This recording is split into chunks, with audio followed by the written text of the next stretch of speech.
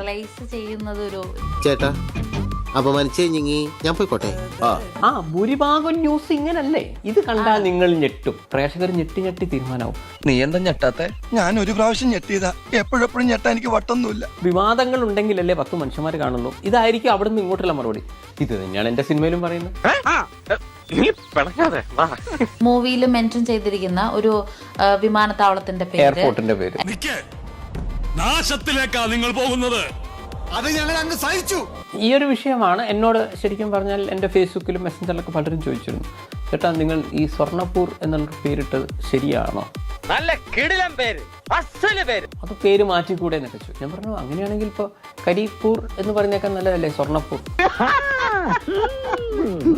കരിപ്പൂർ എന്ന് പറഞ്ഞേക്കാൻ നല്ലതല്ലേ സ്വർണ്ണപ്പൂർ? ഓ നിന്റെ ബുദ്ധി വിമാനമാണല്ലോ. വിമാനമല്ല, റോക്കറ്റ്. അല്ല അങ്ങനെ ചിന്തിക്കുകയാണെങ്കിൽ അല്ല, അതിനേക്കാൾ നല്ല പേരല്ലേ?